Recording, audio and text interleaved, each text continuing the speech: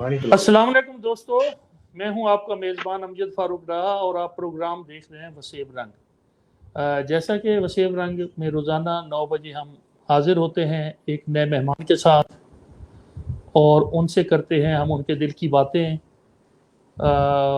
उनकी जो उनके ट्रैक रिकॉर्ड पे जो एक जद्दोजहद होती है, उनकी होती है, उनके वालिदैन की होती है, वो जिस तरह से भी एक मकाम पे वो पहुँचे होते हैं, उसके पीछे कितने लोगों का हाथ होता है, किस तरह से पीछे उनकी एक तरबियत का एक निज़ाम होता है।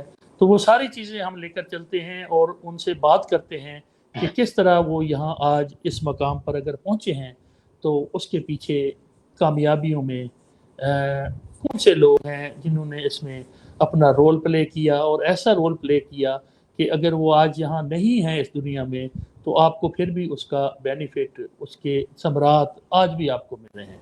आज मेरे साथ शहर फरीद मिठन कोट शरीफ से हैं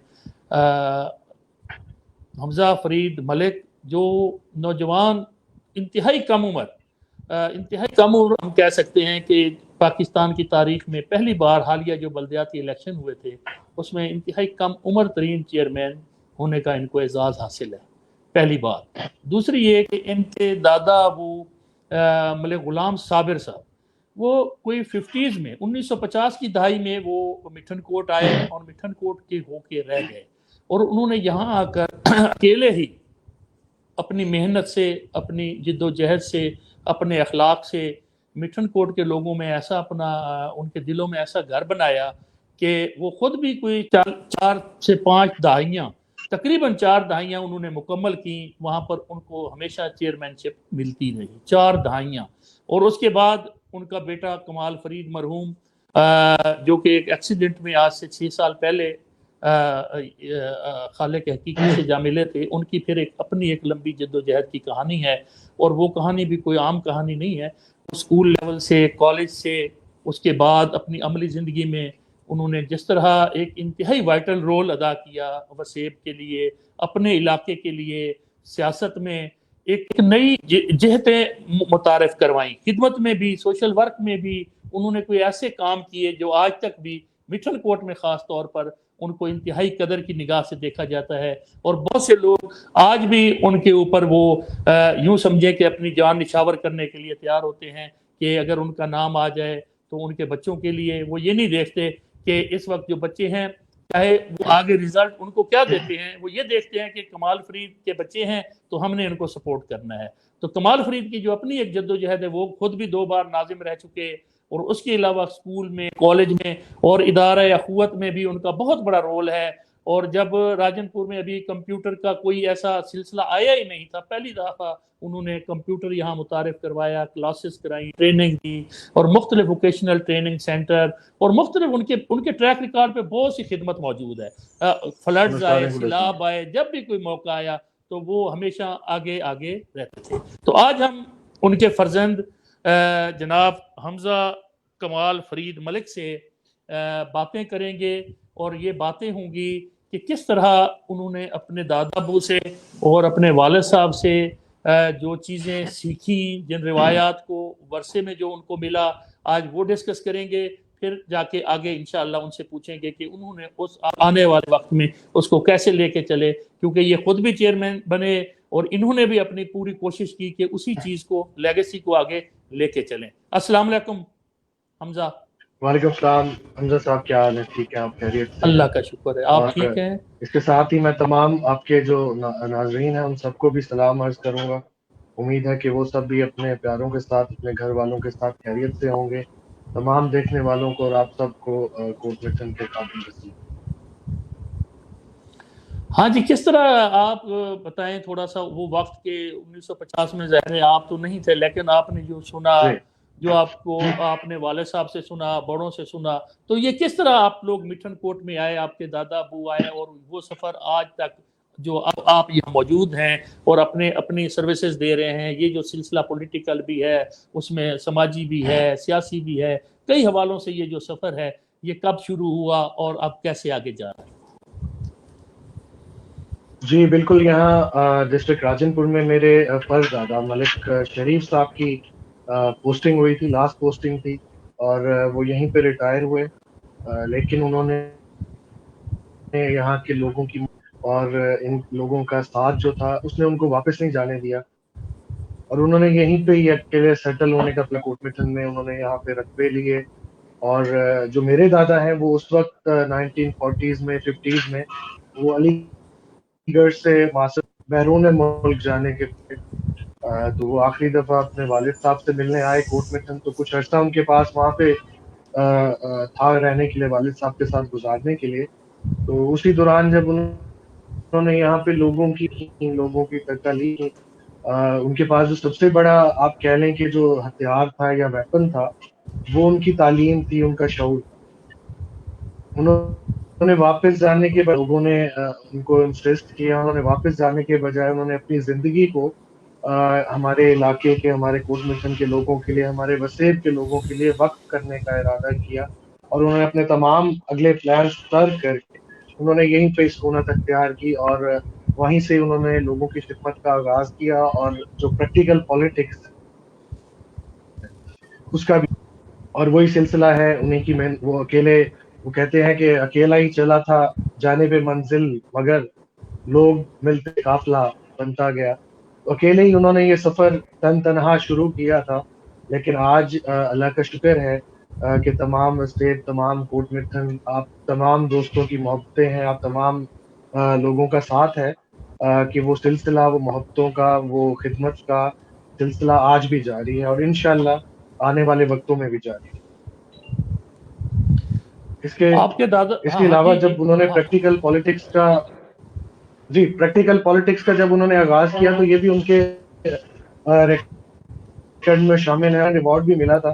انہوں نے 45 سال کے لگ بھگ جو ہے اپنے شہر کی خدمت کی، اس کے بیسک اسٹرکچر کو ڈیولپ کیا.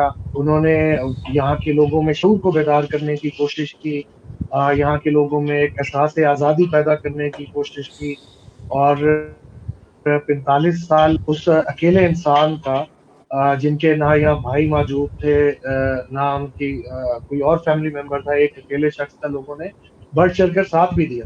اور یہ اسی کا نتیجہ ہے کہ 45 سال وہ انبیٹیبل رہے اور لگاتار الیکٹ ہوتے رہے.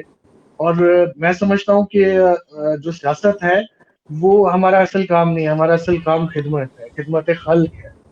تو سیاست آپ کہہ لیں کہ اس کا ایک اپوننٹ ہے یا اس کا ایک ریوارڈ ہے جو لوگ آپ کو کوئی عہدے کے طور پہ ریٹرن کرتے ہیں. میں سمجھتا ہوں کہ جو یہ سیاست ہے یا الیکشنز ہیں، یہ خدمت کرنے کے کمپوننٹس میں سے ایک کمپوننٹ ہے جو کہ آپ کو لوگوں کی خدمت میں مدد فراہم کرے.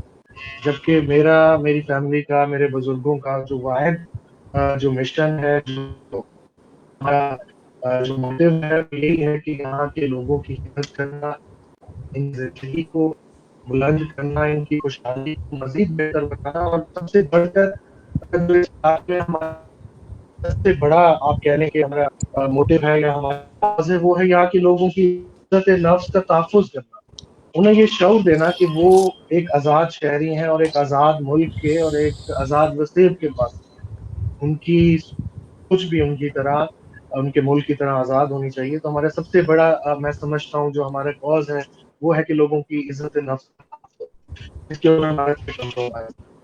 ان کے بعد ان میں سب سے بڑی کوالٹی یہ تھی، جیسے کہ ان کا نام ہے غلام صابر، ان کا نام تھا، اسی طرح ان میں کوالٹی بھی صبر کی انتہا کی تھی.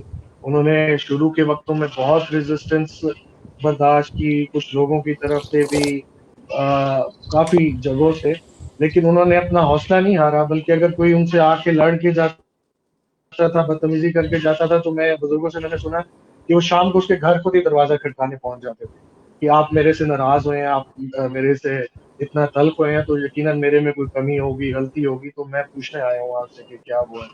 تو یہی ان کی محبتیں، ان کی برداشت اور ان کی جو مستقل مزاجی تھی، آج اس سب کا رزلٹ ہے کہ ہم ابھی تک لوگوں کی خدمت کرنے کے قابل ہیں، اور لوگوں کی نظروں میں جو ہے ہم کچھ کرنے کے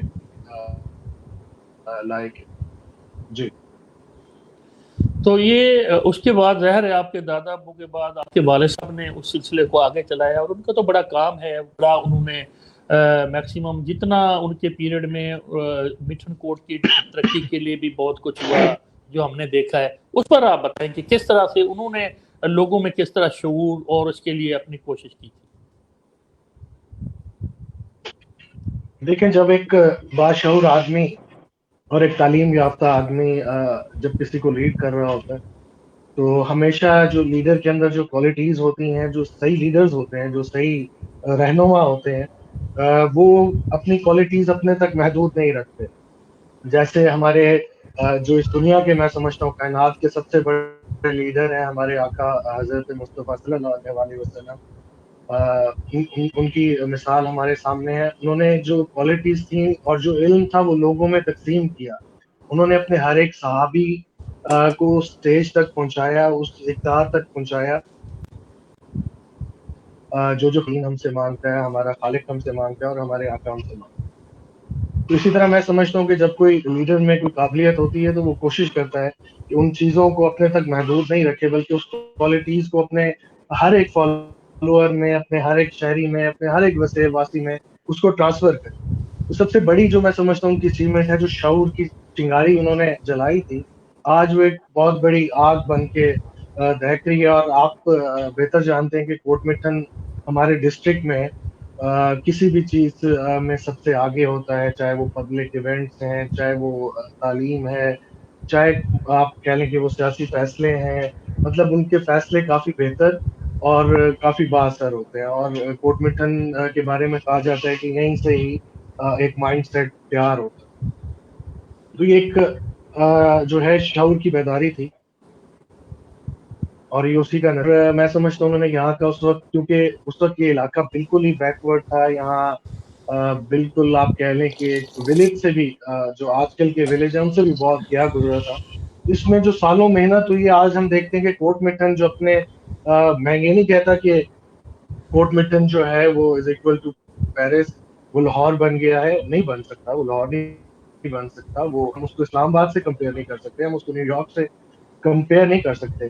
ہم نے اگر اس کو کمپیئر کرنا ہے تو ہم اس کے جو اپنے برابر کے شہر ہیں، اگر ہم ان سے آج کمپیئر کریں، ہم ونگ سے کمپیئر کریں، ہم کوٹلہ نصیر سے کریں، ہم مرغائی سے کریں، ہم فاضل پور سے کریں، ہم مطلب دیگر جو شہروں سے اگر ہم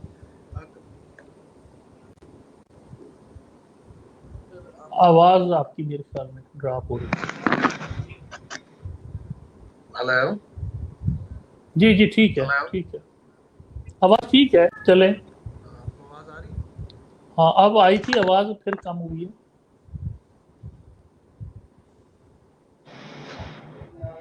اب ٹھیک ہے آواز، جی جی ٹھیک ہے، ٹھیک ہے، بات کریں۔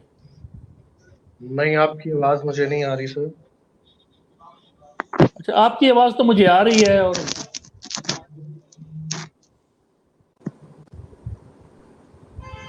ہینڈز فری لگائے ہوئے ہیں اپنے، ہینڈز فری؟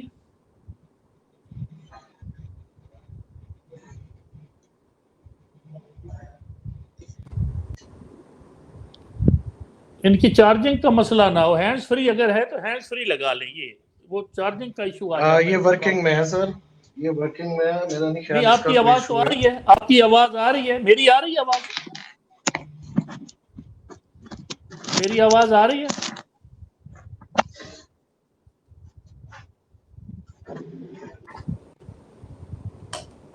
میری آواز آ رہی ہے؟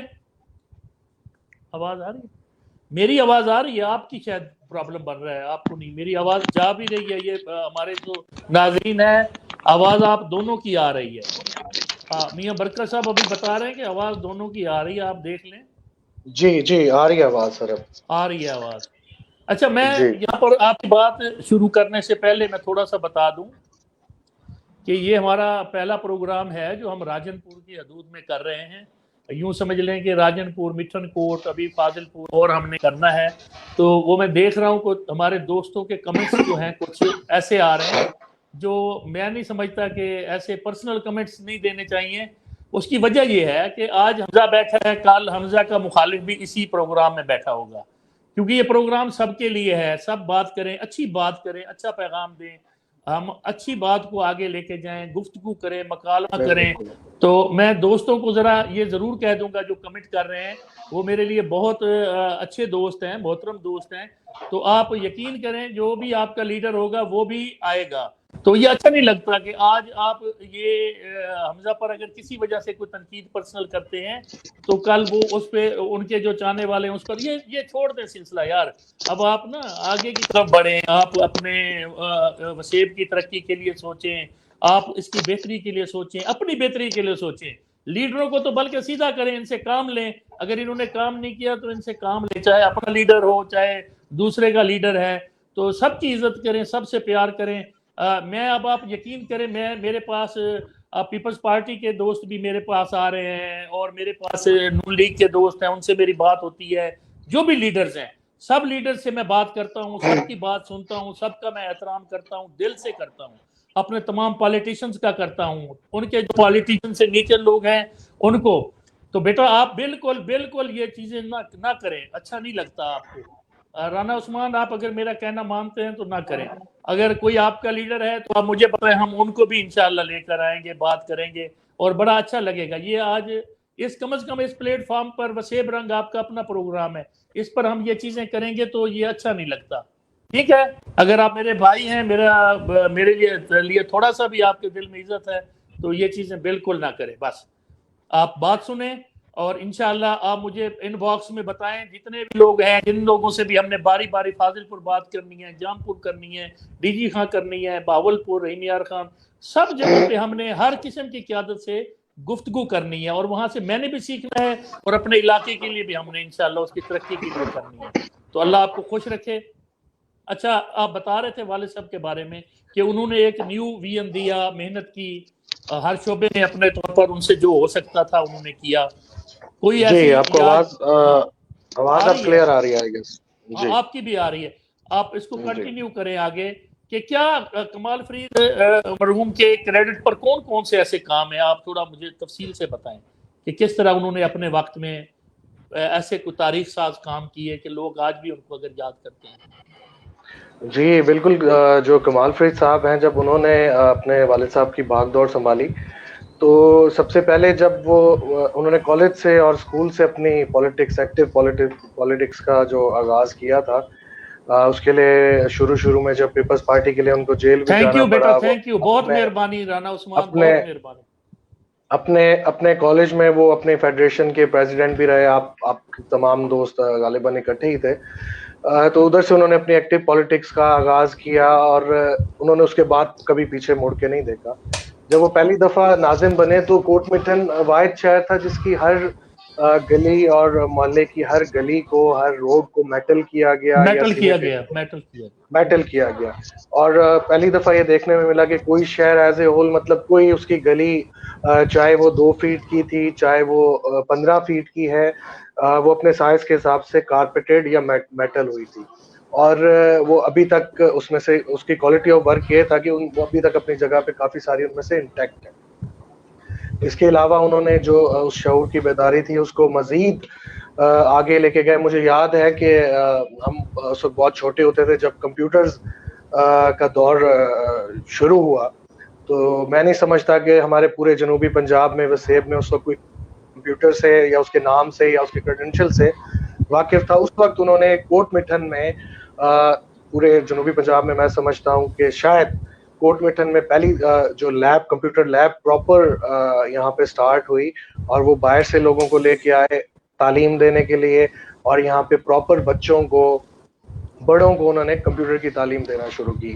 انہوں نے اسکول ایجوکیشن کو امپروو کرنے کے لیے انہوں نے اسکولز کا بھی آغاز کیا. ایک ہمارا اسکول ہوتا تھا تاجور کے نام سے, وہاں پہ جو میکسیمم بچے تھے وہ آپ کہہ لیں کہ 90% وہ بالکل ہی مفت تعلیم حاصل انہوں نے کی, اور ان کے پورے اخراجات وہ خود اٹھاتے رہے. انہوں نے تعلیم پہ سب سے پہلے بہت زیادہ فوکس کیا, لوگوں کے شعور پہ فوکس کیا, اور میں سمجھتا ہوں کہ اس کا, اور ہمارے 2010 میں جب کوٹ مٹن فلڈ آیا اس وقت میرے خیال میں یہ پوزیشن تھی کہ ہم بھی دل برداشتہ ہو گئے تھے, شہر کے تمام لوگ, ہم ان کی اپنی فیملی, لیکن انہوں نے اکیلے ہی وہاں پہ رہنے کا فیصلہ کیا، اور وہ جو دریا ٹھاٹے مارتا ہوا سمندر کی طرح پانی تھا، اس کے ساتھ اکیلے مقابلہ کرنے کی انہوں نے جو ہے جدوجہد سٹارٹ کی، اور ان کے دیکھا دیکھی تمام شہردار ان کا بازو بنتے گئے، اور میرے خیال میں کوٹ مٹن واحد شہر تھا جو کہ اتنی زبردست تباہی سے کافی حد تک 90% جو ہے کوٹ مٹن سٹی جو ہے وہ محفوظ رہا، جبکہ ہمارے دیکھنے میں آیا کہ ہمارے آس پاس کے شہر، ہمارے دیگر بڑے شہر ضلع کے، اور اوورال بھی پنجاب میں بڑی ورسٹ کنڈیشن تھی۔ تو انہوں نے اپنے جو ان کے پختہ ارادے تھے اور جو ان کا جذبہ تھا محنت کا، لوگوں کی خدمت کا اور اپنے شہر کے لیے، انہوں نے اس کو اپنے عملی کام سے باقاعدہ امپلیمنٹ کر کے دکھایا، اور لوگوں کو ایک ناممکن چیز کو ممکن کر کے دکھایا۔ اس کے بعد لوگوں کی بحالی کا پروسیس، لوگوں کے جو گھر جن کے ڈیمیج ہو گئے تھے اس میں انہوں نے اپنا کردار ادا کیا، جہاں پہ گورنمنٹ بنا سکتی تھی۔ مجھے وہ وقت یاد ہے جب میاں نواز شریف صاحب اور جو اس وقت ہمارے چیف منسٹر تھے شہباز شریف صاحب، انہوں نے ایک بستی کو اون کیا، وہاں پہ انہوں نے ماڈل ولیج بنایا، جبکہ ایک ہماری بستی رہ گئی تھی، تو انہوں نے اپنے دوستوں کے ساتھ مل کر، جن میں سمجھتا ہوں سب سے بڑا نام ڈاکٹر امجد ثاقب صاحب کا ہے، انہوں نے اور دیگر دوستوں نے مل کر اس کا بیڑا اٹھایا، اور وہ کوئی 200 گھر تھے، اور وہ لوگ تھے کہ جو شاید اپنی آپ سمجھ لیں کہ ایک کمرہ بھی مشکل بنا سکتے ہیں آج 10 سال گزرنے کے بعد بھی۔ تو ان کو باقاعدہ گھر اور 2 کمرے، کچن، واش روم اور 4 دیواری ان کو پراپر طریقے سے، باعزت طریقے سے ان کو جو ہے چھت مہیا کی گئی۔ تو اسی طرح کے بہت سے کام، اور لوگوں میں جو انہوں نے سیاسی شعور بیدار کیا، جس کے لیے آج بھی کوٹ مٹن جو لیڈ کر رہا ہے، میں سمجھتا ہوں اس کی کوئی مثال نہیں ہے، اور لوگوں سے جو ان کی محبت تھی، یہ اسی کا نتیجہ ہے کہ میں سمجھتا ہوں کہ میں تو باہر پڑھ رہا تھا جب ان کے ایکسیڈنٹ کے بعد مجھے میرے بھائی کو فوراً آنا پڑا، تو لوگوں نے جتنی محبت ہمیں لوٹائی ہے، وہ ان کی لوگوں کے ساتھ محبت کا، اکثر لوگ کہتے ہیں، میں آپ کو بتاؤں کہ اکثر لوگوں کی بات ہوتی ہے کہ جو سیاست ہے یا جو سوشل ورک ہے، یہ بڑا ہی ایسا کام ہے، تھینک لیس جاب ہے، مطلب اس کا کوئی ریٹرن نہیں ہے۔ لیکن جو میرا نظریہ ہے، کیونکہ میں نے اس کو پریکٹیکلی آبزرو کیا ہے، اور اس کی مثال میں خود دوں کہ لوگوں کی خدمت، لوگوں سے محبت کبھی بھی خالی نہیں جاتی۔ لوگ آپ سے ہمیشہ، جب بھی آپ کسی کے ساتھ محبت کریں گے، کسی کے بھلا کریں گے، تو لوگ ہمیشہ ہی آپ کو اس کو 10 گنا کر کے لٹائیں گے، اور یہ اسی کا ہی نتیجہ ہے کہ پچھلے 50 یا 60 یا 65 سالوں میں میرا اکیلا گھر ہے کوٹ مٹن میں، ہم 4 لوگ ہیں، اور لوگوں کے دلوں میں لوگوں نے ہمیں جگہ دی ہوئی ہے، اور ہمارا بھرپور ساتھ دیتے ہیں۔ اور جب میں واپس آیا اور ہم نے آ کے الیکشن سٹینڈ کیا، تو میں پاکستان کا سب سے کم عمر چیئرمین لوگوں نے مجھے منتخب کیا، اور باقاعدہ جو اس وقت پاور پارٹی تھی، ان کی مخالفت کے باوجود، ان کی ٹکٹ نہ ہونے کے باوجود، کوئی بڑا خاص نام ہونے کے نہ ہونے کے باوجود، لوگوں نے وہ جو محبتیں تھیں تھوڑی تھوڑی، لوگوں نے وہ ہزاروں گنا کر کے ہمیں لٹائیں، اور میں کوٹ مٹن میونسپل کا پہلا چیئرمین، اور پاکستان کا سب سے کم عمر چیئرمین، اور میرے خیال میں سب سے زیادہ ممبرز کے ساتھ کوٹ مٹن کی ہسٹری میں کوٹ مٹن کا چیئرمین بنا۔ تو یقیناً یہ لوگوں نے ان محبتوں کا، اس خدمت کا، اس ساتھ کا، لوگوں نے کئی گنا زیادہ ہمیں لوٹایا ہے، اور اب بھی اللہ کا شکر ہے کہ جہاں پہ بھی ہمیں ضرورت پڑتی ہے تو شہر فرید کے لوگ کبھی پیچھے نہیں ہٹتے۔ تو میں جو بھی لوگوں کی خدمت کر رہے ہیں یا کرنا چاہتے ہیں، تو میں ان کو بس یہ پیغام دینا چاہوں گا کہ اگر آپ سمجھتے ہیں، اگر یہ سمجھ کے کریں گے کہ یہ تھینک لیس جاب ہے، تو یہ آپ کا بالکل غلط نظریہ ہے۔ آپ جتنا لوگوں سے محبت کریں گے، جتنا اللہ کی مخلوق سے آپ محبت کریں گے، ان کے لیے آسانیاں پیدا کریں گے، اتنا ہی آپ جو ہے آنے والے دنوں میں اللہ تعالیٰ آپ کے اوپر مہربان ہوگا، اللہ تعالیٰ اتنی ہی آپ کو عزت دے گا، اور اس کی مخلوق بھی آپ کو اتنی عزت دے گی، کیونکہ وہ ضرب المثل ہے کہ زبان خلق نکارہ خدا، اور جب خلق خدا آپ سے راضی ہو جاتی ہے، آپ سے محبت کرتی ہے، تو یقیناً ان کا خالق بھی آپ سے محبت کرتا ہے، آپ سے راضی ہوتا ہے، اور آپ کو اس دنیا سے جانے کے بعد بھی اس کا جو ہے صلہ ضرور ملتا رہتا ہے، کیونکہ آج میرے خیال میں کمال صاحب کو گئے ہوئے دنیا سے کوئی 6.5 سال ہو گئے، لیکن ان کی محبتیں لوگوں کے دلوں میں، لوگ ان سے اسی طرح محبت کرتے ہیں، اسی طرح لوگ ان کے لیے ان کو مس کرتے ہیں۔ ایون بعض اوقات میرے لیے مشکل ہو جاتا ہے اگر تقریر میں کہیں میں تھوڑا سا ان کا ذکر کروں تو سامنے جو میں دیکھتا ہوں بعض بزرگ اور بعض نوجوان، اور ان کی آنکھوں میں باقاعدہ آنسو ہوتے ہیں، جو مجھے بھی اسپیچ کرتے ہوئے پھر بڑی مشکل ہوتی ہے۔ تو یہ یقیناً وہ بے لوث محبت ہے لوگوں کی، اور میں سمجھتا ہوں کہ جب ان کے دنیا سے جانے کا دن تھا، ان کے جنازے پہ جس طریقے سے لوگوں نے شرکت کی، اور شہر میں کوئی دکان، کوئی ریڑھی، کوئی چھابڑی والا، کوئی اپنا کاروبار کھول کے موجود نہیں تھا۔ ہم نے بہت بڑے بڑے نام جاتے دیکھے ہیں، تو انہوں نے لوگوں کے دل میں شہر فرید میں ہوتے ہوئے انہوں نے جو شہر فرید کی پہچان تھے خواجہ صاحب، خواجہ غلام فرید رحمت اللہ علیہ، ان کا جو اصل درس تھا خدمت خلق کا، انہوں نے میرے خیال میں اس کو کچھ نہ کچھ 100% تو نہیں، آپ کہہ لیں کہ 5% انہوں نے اس پہ عمل کرنے کی کوشش کی، اور ان کے شہر میں ان کے لوگوں میں ان کو عزت ملی ہے۔ اور ہم سب کا بھی یہی فرض ہے، آج اگر خواجہ صاحب ہیں تو اس کی میں سمجھتا ہوں جو مین وجہ ہے وہ عبادت اور باقی چیزیں وہ یقیناً آپ کے رتبے کو بلند کرتی ہیں، لیکن جو میں سمجھتا ہوں کہ اس میں جو سب سے بڑا کمپوننٹ ہے وہ ان کی لوگوں سے محبت ہے۔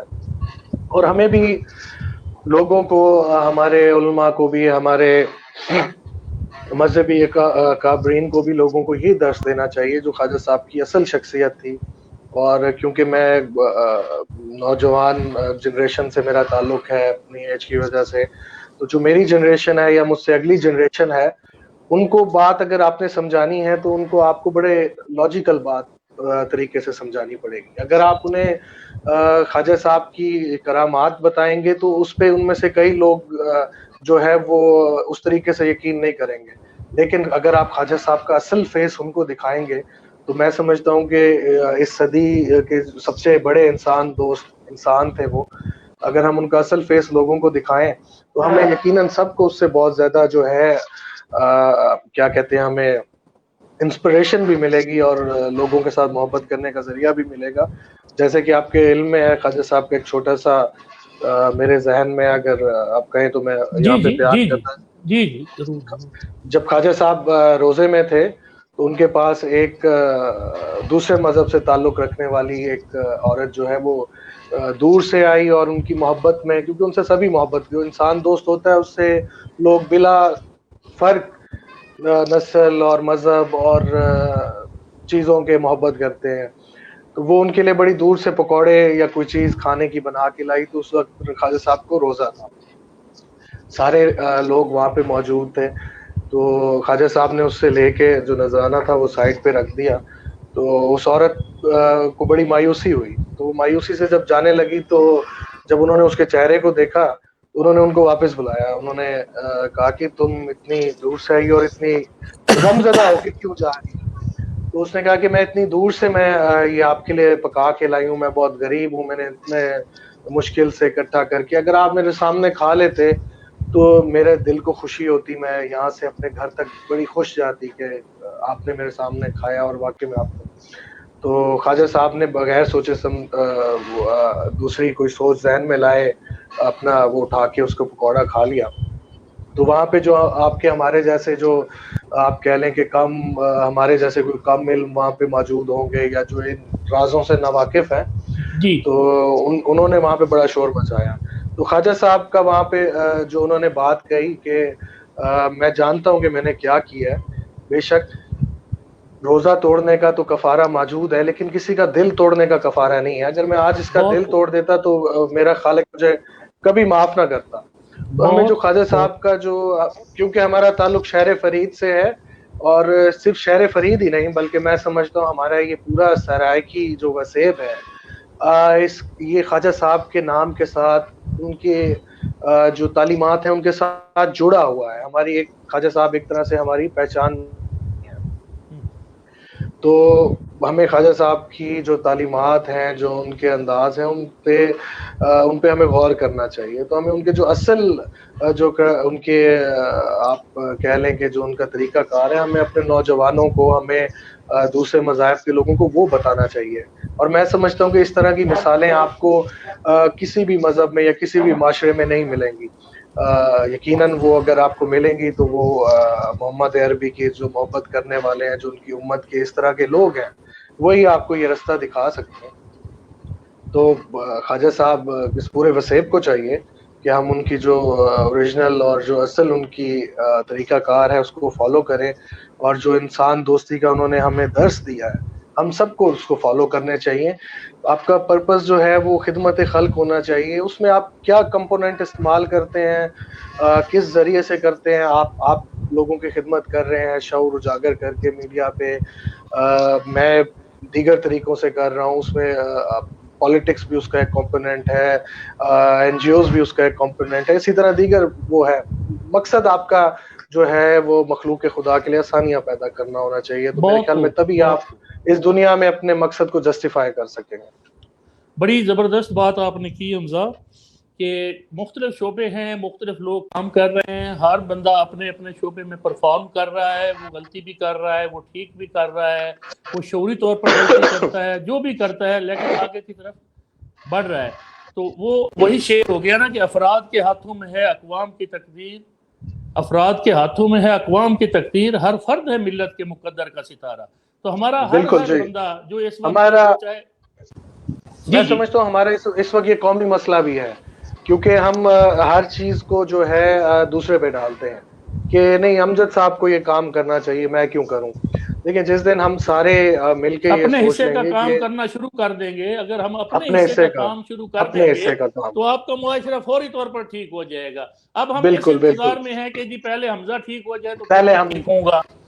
تو یہ بات نہیں ہے. میں ٹھیک ہو جاؤں، میری زبان بالکل. سے، میرا میری زبان میرا سے، میرے ہاتھ میرا سے، تعلق میرے عمل میرا سے کوئی تعلق نقصان نہ ہو، کسی کو تکلیف نہ ہو، بس جی یہ کر بالکل. دوں. میرا تعلق تھوڑا سا لوکل گورنمنٹ سے ہے یقیناً. تو میں اس کے حوالے سے بھی ایک مثال دوں گا کہ آپ اگر آپ بھی غالباً کافی اپنے غیر ملک میں سفر کیا ہے، تو اگر ہم کسی بادشاہ یا کسی اچھے علاقے میں جائیں تو ہم دیکھتے ہیں کہ وہاں پہ روڈیں جو ہیں بڑی، اور گلیاں بڑی خوبصورت اور صاف ستھری ہوتی ہیں. تو اس میں سمجھتا ہوں صرف حکومت کا کردار نہیں ہے، کیونکہ میں لوکل گورنمنٹ میں نے سرو کیا ہے. تو ہمیں جو سب سے بڑی جو مشکل پیش آتی تھی وہ عملے کی طرف سے نہیں آتی تھی. ایک شیخ یا ایک صفائی والا وہ جا کے بڑی جاں فشانی سے اور بڑی ڈبل ٹائم ڈیوٹی دے کے وہاں پہ کام کر کے آتے ہیں، اور ہم کیا کرتے ہیں، ہم فوراً دکان سے یا گھر سے دروازہ کھولتے ہیں اور کوڑا باہر پھینک دیتے ہیں. دیکھیں وہ بار بار صفائی نہیں کر سکتا. صفائی 10% میں سمجھتا ہوں کہ عملے پہ اور اداروں پہ ڈیپینڈ کرتی ہے، اور 90% ذمہ داری کسی بھی چیز میں، چاہے وہ ٹریفک رولز کو فالو کرنا ہے، 10% امپلیمنٹ یا 5% امپلیمنٹ ٹریفک والے کروا سکتے ہیں، اور 90% امپلیمنٹ جو ہے وہ آپ نے اور میں نے کرنا ہے. صفائی پہ بھی اسی طرح ہم 10% یا 5% صفائی کو یقینی بنا سکتے ہیں کچھ دیر کے لیے، لیکن اس کو دیر پا اور اس کو جو پائیدار ہے ماحول کے لیے، اس میں 90% میں سمجھتا ہوں، مور دین 90% وہ آپ کا، میرا اور معاشرے میں رہنے والے لوگوں کا کردار ہے. اسی طرح ہمارے جتنے بھی اس وقت ملک کے مسائل ہیں، اگر ہم یہ سوچ لیں کہ پہلے امجد بھائی نے چینج نہیں ہونا، پہلے میں نے چینج ہونا ہے، تو میرا خیال ہے کہ یہ ہمارا قومی مسئلہ ہے. اس پہ ہمیں تھوڑا سا کنٹرول کرنا چاہیے اور اس پہ عبور حاصل کرنا چاہیے. اور میرا نہیں خیال کہ پاکستان سے زمینی اور دیگر جو پاکستان کے حالات ہیں، یا اللہ تعالیٰ نے اس کو جو چیزوں سے نوازا ہے، اس سے اچھا کوئی ملک بن سکتا ہے. اور اس قوم میں جو حوصلہ اور جرأت ہے اور جو قوت برداشت ہے، ان سے مضبوط اور اچھی کوئی قوم بن سکتی ہے. لیکن صرف ہمیں اس چیز کا احساس کرنا ہے کہ ہمیں پہل کس نے کرنی ہے. ہم سب نے پہل کرنی ہے. ہم سب پہ ذمہ داری ہے اپنے ملک کے لیے، اپنے شہر کے لیے، اپنے وسیب کے لیے، اپنے صوبے کے لیے، اپنے محلے کے لیے، اپنی گلی کے لیے. تو میں امید کرتا ہوں کہ جتنے بھی لوگ سن رہے ہیں یہاں پہ، اگر ان میں سے کوئی کوشش کرنا چاہے تو یہ بڑا آسان کام ہے. تو تو آپ کے توسط سے میری ریکویسٹ بھی ہے کہ ہم کوشش کریں کہ سب اپنے آپ کو چینج کرنا شروع کریں بجائے اس کے ہم دوسرے سے بات کریں. ہاں بہت اچھی بات کی آپ نے. یہ سیدھی سی بات ہے جی کہ پوری دنیا میں یہی رائج ہے کہ وہاں کی عوام جو ہے اس میں سیوک سینس ہوتا ہے. اگر وہ شعور ہوگا سماج میں، خود اگر شعور آ جائے آہستہ آہستہ یہ چیزیں وہ خود بھی ٹھیک کرنا شروع کر دے تو میرے خیال میں مور دین 50% کام ہو جاتا ہے. باقی صاف ظاہر ہے کہیں بھی آئیڈیل صورتحال پاکستان میں پہلے بھی نہیں ہے، اب بھی شاید اتنی جلدی ہمیں نہ مل سکے، لیکن اس کے باوجود بھی ہمارے لوگ آگے بڑھے ہیں، انہوں نے کام بھی کیا ہے، کام کر بھی رہے ہیں. اور کام جو کرنے والا ہوتا ہے اس سے غلطیاں بھی ہوتی ہیں اور وہ کوئی بے شک فرشتہ ہو نہیں سکتا. اچھا اس پہ بے تنقید شک بھی ہوتی ہے جب بے جب شک آپ کام کر رہے ہوتے ہیں تو جو بندہ سویا ہوا ہے گھر اس کو تو کوئی بھی کچھ نہیں کہتا. جب کوئی کام بھی کرے گا، جب وہ لیڈر بنے گا تو اس کی لیڈرشپ پر تنقید آئے گی، اس کی لیڈرشپ پر باتیں ہوں گی. وہ ایک تعمیر کرے گا کوئی بھی ایک منصوبہ تو اس منصوبے پر ضرور تنقید ہوگی. اگر وہ منصوبہ ہی نہیں بنائے گا تو تنقید بھی نہیں ہوگی. تو اس لیے بالکل ایسا. کام کرنا چاہیے، قدم آگے بڑھانا چاہیے. اور ہمارا مقصد بھی یہی ہے کہ ہمارے اپنے وسیب میں ہمارے جو بھی شہر ہیں ہم ان میں بھی بات کریں. روزانہ کی ہماری ترتیب ہے کہ ہم کوشش کرتے ہیں کہ وہ لوگ جو ایک سٹیج پر پہنچ گئے ہیں، ایک انٹرنیشنل لیول پہ چلے گئے ہیں، نیشنل لیول پہ چلے گئے ہیں، ان کی باتیں بھی ہم اپنے وسیب سے شیئر کرتے ہیں، ان کی کامیابیوں کو شیئر کرتے ہیں. تو دوستو، تو مقامی طور پر جو لوگ موجود ہیں، جو یہاں پر کام کر رہے ہیں، جو آپ کے لیے کام کر رہے ہیں، جو آگے بڑھ رہے ہیں، تنقید برداشت کر رہے ہیں، چیزوں کو دیکھ رہے ہیں، تو یہ صرف کسی ایک جماعت میں نہیں ہے، یہ ہر جماعت میں ہے. ہمارے پاس کام کرنے والے لوگ جماعتوں میں، مختلف جماعتوں میں مختلف لوگ موجود ہیں. ہم ان کی بات سنیں، ان کے ساتھ گفتگو کریں، مکالمہ کریں. ان سے بہت سی باتیں ہمیں سیکھنے کو ملتی ہیں کیونکہ وہ خود پریکٹیکل کام کر رہے ہیں. اسی طرح حمزہ انتہائی کم عمر ترین چیئرمین شپ میں اس کو اعزاز حاصل ہے. تو اور ان کے والد کے پاس ایک زبردست قسم کا میں سمجھتا ہوں ایک ہسٹری ہے. ان کے والد جو اب اس دنیا میں نہیں ہے لیکن انہوں نے کچھ ایسا اس وقت شعور اجاگر کیا اپنے علاقے میں. وہ آج یہاں سے چلے گئے ہیں لیکن آج بھی لوگ ان کو یاد کرتے ہیں. آج بھی جب میں نے اپنی آنکھوں سے دیکھا ہے کہ میں پریس کلب کا جب پریزیڈنٹ تھا یہاں پر تو وہ خود وہاں تشریف لائے تھے. اخوت کا ایک پروگرام تھا، اس سلسلے میں ان کے ساتھ جنوبی پنجاب کے ہمارے اخوت کے ہیڈ تھے وہ خود آئے تھے. خواجہ کلیم الدین قریجہ صاحب تھے، وہ جو ایگزیکٹو ہمارے ڈائریکٹر ہیں اس میں خواجہ فرید فاؤنڈیشن کے. تو مقصد کہنے کہ ان سب لوگوں نے مل کر کوشش کی کہ ڈاکٹر صاحب سے ہم زیادہ سے زیادہ کام اپنے علاقے میں کروائیں. فلڈ والے جگہوں پہ جا کر گھر تعمیر کروانا اور چھوٹے چھوٹے قرضوں کے لیے دفاتر قائم ہوئے. اس وقت یہ اخوت کا اس وقت ایک بنیاد رکھی گئی. یہ کمال فرید صاحب کے دور کی بات ہے. اور وہ اخوت کا سفر جو حمزہ ہے نا، بک ڈاکٹر صاحب نے جو سب سے پہلی کتاب لکھی اس میں کمال فرید صاحب کا ذکر ہے. اس میں کمال فرید صاحب کا ذکر ہے. اگر آپ کو یاد ہو تو ان کا آخری فنکشن جس میں جو آخری انہوں نے اٹینڈ کیا اپنے ایکسیڈنٹ سے پہلے، لاہور جانے سے پہلے، تو وہ اخوت کی اسی بک کی آپ اور وہ اکٹھے، آپ امجد صاحب اور کمال صاحب اس میں میزبان تھے. بالکل ہم میزبان تھے. راجن پریس کلب کو وہ اعزاز حاصل ہے. اور میں نے بھی کچھ دن جو ان کے ساتھ میں نے وہ اس پروگرام کے توسط سے ہم اکٹھے رہے تو مجھے بھی بہت کچھ سیکھنے کو ملا ان سے. وہ سوچتے تھے، وہ خواب دیکھتے تھے.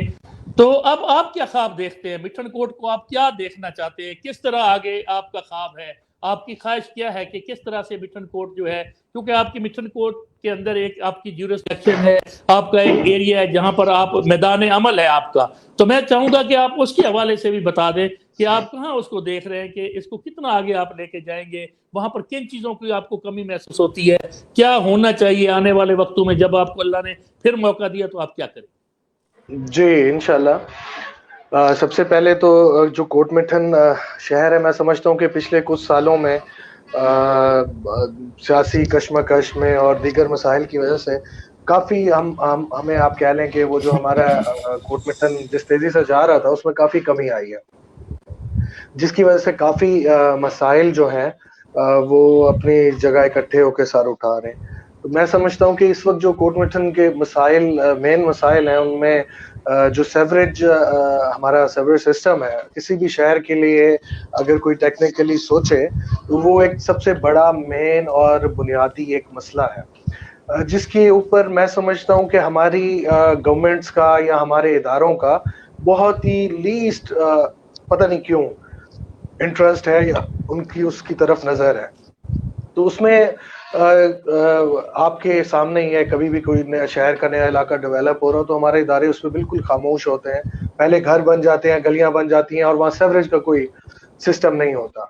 تو سیوریج اس میں میرے خیال میں کوئی 80s میں یا 70s میں جب میں دادا چیئرمین تھے, انہوں نے اس وقت یہاں پہ کیونکہ وہ ان کا وین زیادہ تھا, باہر سے آئے ہوئے تھے وہ, اور انہوں نے دیکھے ہوئے تھے مختلف پروجیکٹ, تو انہوں نے اس لیول سے کام پہلے سٹارٹ کیا. سیوریج شہر کی ہماری جو ہمارا ابھی آپ کہہ لیں کہ انٹرنل شہر ہے, وہ سیوریج کوئی بنی تھی 10,000 8,000 7,000 لوگوں کے لیے.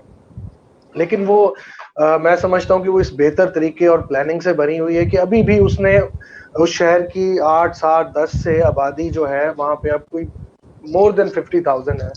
اور صرف آبادی ہی نہیں, وہاں پہ آپ دیکھ لیں کہ پہلے اگر کسی گھر میں ایک نلکا ہوتا تھا تو اب اس گھر میں 4 موٹریں لگی ہوئی ہیں, 5 وہاں پہ واش روم ہے. تو اسی حساب سے جو فلو ہے, آؤٹ کم ہے اس کا پانی کا, وہ کئی گنا بڑھ گیا. لیکن وہ جس پلاننگ سے بنی ہوئی تھی سیوریج, اس نے ابھی تک اس کو برداشت کیا ہوا ہے. لیکن جو ہمارے سراؤنڈنگز کے علاقے ہیں, کیونکہ وقت کے ساتھ ساتھ ہمارے جو قریبی علاقے تھے وہ آہستہ آہستہ کوٹ میٹھن میں شامل ہوتے جا رہے ہیں, اس کی حدود دن بہ دن انکریز ہوتی جا رہی ہے. تو میں سمجھتا ہوں کہ ان علاقوں میں سیوریج بالکل انتظام نہیں ہے. ہماری نئی آبادی ہے, ہماری محب علی, ہمارا بستی میانی اور دیگر مطلب جتنے بھی ہمارے سراؤنڈنگز ہیں, ان میں سیوریج تو بالکل نہیں ہے. اور شہر والی جو سیوریج ہے وہ بھی اب اوور لوڈ ہو چکی ہے.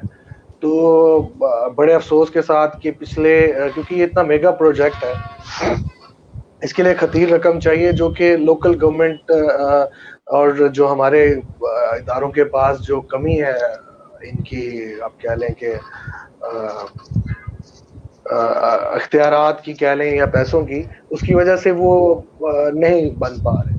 تو میں سمجھتا ہوں کہ جس طریقے سے آبادی بڑھ رہی ہے اور کنسٹرکشن ہو رہی ہے, تو وہ ایک بڑا یہاں پہ سنگین مسئلہ اختیار کرتا جا رہا ہے. اس کے علاوہ کوٹ میٹھن میں سمجھتا ہوں جو ہمارا اسٹیڈیم ہونا چاہیے, دیگر شہروں میں راجن پور ہے, ایک اور شہر میں بن رہا ہے, تو میں سمجھتا ہوں وہ بھی ابھی نوجوانوں کی ایک اہم ضرورت ہے. ہمارے یہاں پہ ایک سپورٹس کلب کی کمی ہے. ہمارے یہاں پارک, خواجہ فرید پارک موجود ہے, لیکن وہ جس اداروں کے انڈر ہے میں سمجھتا ہوں اس کو اس پہ توجہ دینی چاہیے. کیونکہ یہ پارک اس وقت جب کمال صاحب ناظم تھے, انہوں نے اس وقت بنوایا تھا جب ملتان کے بعد آپ کو صرف کوٹ میٹھن میں پارک ملتا تھا. آپ کو پورے ڈسٹرکٹ میں کم سے کم یا ڈویژن میں پارک نہیں ملتا تھا. یہ اس وقت کوٹ میٹھن میں موجود تھا اور بڑا خوبصورت پارک ہے, لیکن اب اس کے حالات بڑے برے ہیں. میں سمجھتا ہوں اس کو بھی مزید ڈیولپ ہونا چاہیے. کوٹ میٹھن ایک, کیونکہ ٹورزم یہاں پہ صوفی ٹورزم ہے, یہاں پہ ریلیجس ٹورزم ہے, ایک ہب ہے یہ اس کا. تو دربار جب ہم جاتے ہیں کسی اور بڑے علاقوں میں, دیکھتے ہیں جس طریقے سے جو شرائنز ہیں صوفیہ کی, تو وہ اتنی ڈیولپ ہوئی ہوئی ہیں, وہاں پہ اتنا کام ہوا ہے. اور جب واپس آ گئے ہم خواجہ صاحب کی اس دربار پہ جو کہ علم کا سرچشمہ ہے, اور لوگ آ کے وہاں سے فیض یاب بھی ہوتے ہیں اور اپنی روحانی تکالیف کا علاج بھی لے کے جاتے ہیں بیماریوں کا. تو میں سمجھتا ہوں وہ بالکل ہی اس کے برے حالات ہیں. اس پہ اوقاف کو, اس پہ پنجاب گورنمنٹ کو, اس کو جو ہے کشادہ کرنا چاہیے, اس کی بہتری کرنی چاہیے. ایون مجھے بڑا افسوس ہوا اگلے دن دیکھ کر کے جو خواجہ صاحب کا دربار ہے اس کے سائڈ پہ ایک بہت پرانا اور خوبصورت سے لکڑی کا شیڈ چاروں طرف بنا ہوا, تو وہ ایک سائڈ سے گر گیا ہے. لیکن اس کو مہینہ 2 مہینہ ہونے کو آیا, اس میں کوئی بہتری جو ہے یا کوئی اوقاف کی طرف سے اس میں توجہ نہیں دی گئی.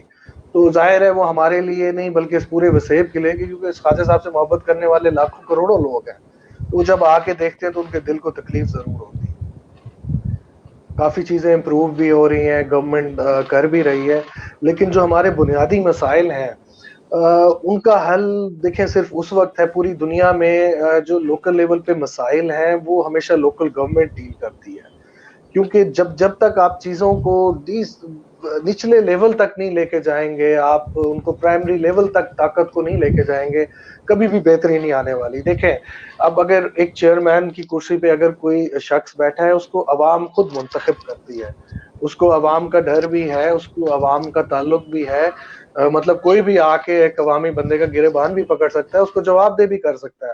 اب اور ایسا ہوتا بھی ہے, بعض بزرگ آتے ہیں جن کے ہاتھوں میں ہم پلے ہوئے ہیں اور انہیں بڑے پیار سے ہمیں پالا ہے, وہ آ کے ناراض بھی ہوتے ہیں, ڈانٹتے بھی ہیں اور سختی بھی کرتے ہیں, اور ہم اس چیز کو ہمیشہ پازیٹیو لیتے ہیں اور خوشی ہوتی ہے کہ اپنا سمجھ کے وہ اس طرح کرتے ہیں. لیکن میں اب ہمارا واحد ملک ہے جہاں پہ لوکل گورنمنٹ کو چلنے نہیں دیا جاتا, کبھی بھی اس کو ڈوریشن پوری نہیں کرنے دی جاتی, اگر اس کو وجود میں لایا جائے تو اس کے پاس اختیارات نہیں ہوتے, اس کے پاس فنڈز نہیں ہوتے. لیکن جو چھوٹے چھوٹے مسائل ہیں شہروں کے ہمارے, وہ گلی ہے, وہ سولنگ ہے, وہ نالی ہے, وہ اسٹریٹ لائٹ ہے, وہ سیوریج ہے, وہ اب آپ اگر کسی گلی میں جائیں تو ایک گھر 10 فٹ اونچا ہوگا, ایک زمین کے برابر ہوگا, ایک 3 فٹ اونچا ہوگا, کوئی 10 فٹ انکریز کیے ہوا ہوگا. مطلب ایک بے تکی سی ایک چیزیں ڈیولپ ہوتی جا رہی ہیں. اور ایک ہوتا ہے کہ لوگ ٹائم کے ساتھ ساتھ شعور میں آتی ہیں قومیں, ہم ریورس میں جا رہے ہیں. آپ اگر دیکھیں نئے علاقے ڈیولپ ہو رہے ہیں, کالونیز ہو رہی ہے, بڑی خوبصورت سی روڈ اور تمام گھر بالکل ناک کی سیر میں برابر ہوتے ہیں, شاپس ہیں تو وہ برابر ہیں. لیکن اور ان چیزوں کو امپلیمنٹ کرنا یا اس پہ سختی کرنا لوکل گورنمنٹ کا کام ہے. لوگوں کی کسی کی اسٹریٹ لائٹ نہیں ہے, کسی کی نالی سیوریج کا مسئلہ ہے, صفائی کا مسئلہ ہے, تو وہ چیئرمین, کونسلرز اور وہ جو ٹیم بیٹھی ہوتی ہے اس کو امپلیمنٹ کرنا ان کا کام ہے. اب مجھے بتائیں کہ ایک ایم پی اے ہے یا ایک ایم این اے ہے, وہ یقیناً بڑے بڑے پروجیکٹس کام کر سکتے ہیں, لیکن ان کے پاس ایک حلقہ, ایک ایم این اے کا حلقہ کوئی 10 لاکھ آبادی سے زیادہ کا ہے, اور وہ ایریا بھی اتنا لمبا ہے کہ اگر وہ اپنے حلقے کی ایک ٹیل سے اپنے ہیڈ تک اگر سارا دن بھی لگائیں خالی جانے میں, تو ان کو دن نہیں خالی گزر جائے گا. تو ان مسائل کے لیے نہ ان کے پاس ٹائم ہے. ہمارے ڈی سی صاحب ہیں, ہمارے کمشنر صاحب ہیں, دیکھیں ان کے لیے آپ کو ہمیں بڑا مشکل سے ٹائم لے کے جا کے ملنا پڑتا ہے. تو ایک عام آدمی خدا بخش نے اگر جانا ہے, اب جو کہ ایک ریڑھی لگاتا ہے, تو اس کو اپنی ایک صرف نالی اس کی بلاک ہے اور اس کو اس نے کھلوانا ہے, اس کے لیے وہ بہت بڑا مسئلہ ہے. اس کے لیے وہ ایٹ دا ٹائم ایک زندگی موت کا مسئلہ ہے, اس کے لیے پریشانی کا باعث ہے. وہ گھر نماز پڑھنے نہیں نکل سکتا گندے پانی میں, اس کے بچے اسکول نہیں جا سکتے, اس کی بچیاں اسکول نہیں جا سکتی, اس کے بوڑھے والد اس کے مسجد میں نہیں جا سکتے. اس کے لیے ایٹ دا اینڈ یہ بہت بڑا مسئلہ ہے. اب وہ ڈی سی صاحب کے آفس میں اس کی اپروچ نہیں ہے, اے سی کے آفس میں اس کی اپروچ نہیں ہے, ایڈمنسٹریٹر تک اس کی اپروچ نہیں ہے, نہ وہ کر سکتا ہے, ٹھیک ہے. لیکن جب اس جگہ پہ کوئی عوامی بندہ بیٹھا ہوتا ہے, اگر وہ اس کے مسائل نہ بھی حل کر سکے, تو اگر آپ کسی کو بٹھا کے پیار سے اس کو چائے پلا کے اس کا مسئلہ بھی سن لیں, تو اس کی آدھی پریشانی وہیں پہ ختم ہو جاتی ہے. جب لوکل گورنمنٹ اپنے وجود میں ہوتا ہے تو لوگوں میں ایک وہ آپ کہہ لیں کہ ایک ڈپریشن میں بھی کمی آتی ہے کہ کم سے کم کوئی ہماری بات سننے والا ہے. اب دیکھیں ایک عام بندہ اس لیے نہیں آئے گا آپ کے پاس کہ یار مجھے کل یونیورسٹی بنا دو. دیکھیں وہ کام گورنمنٹ کا ہے, وہ M P M N As کا ہے, وہ اداروں کا کام ہے. اس نے فوری طور پہ آپ سے آ کے مانگنا ہے, یار میرے اندھیرا ہے, میں باہر نکلتا ہوں, میں نالی میں گر جاتا ہوں, میری والد سلپ ہو گئے. تو وہ اب مجھے بتائیں کہ ایک محلے میں 50 جگہوں پہ وہ مسئلہ ہوتا ہے. اب اس کو ایک ڈی سی یا اے سی اس کو کیسے ہینڈل کرے گا؟ اور جب اس کی کوئی نہیں سنے گا, 10 چکر بھی لگائے گا گرمی میں, کرایہ بھر کے ڈسٹرکٹ ہیڈ کوارٹر جائے گا اور اس نے واپس آنا ہے, تو وہ اس ذہنی کوفت میں ہی رہ جائے گا 10 دن, اور اس کا وہی پانی ٹھہرا رہے. آپ اس کی دماغی حالت کا یا اس کی ڈپریشن کا یا اس کی پریشانی کا آپ اندازہ بھی نہیں لگا سکتے. اور یہ ساری چھوٹی چھوٹی پریشانی اگر ہماری حکومتیں جو سابقہ آنے والی جو بھی حکومت میں اگر وہ سوچے, تو اوور آل یہ پورے ملک کی لیول پہ ہم دیکھتے ہیں کہ جب بھی آپ روڈ پہ جائیں مائک لے کے, تو وہ لوگ بھی حکومت کے خلاف بات کر رہے ہوتے ہیں, جن کو جو انہوں نے سپورٹ کیا ہوتا ہے, جو سپورٹ کر رہے ہوتے ہیں. اس کی وجہ یہ ہوتی ہے امجد بھائی کہ ان لوگوں میں چھوٹی چھوٹی ٹینشنیں اس حد تک وہ اکٹھی ہو جاتی ہیں کہ وہ پھر وہ اپنا غصہ نکالتے ہیں.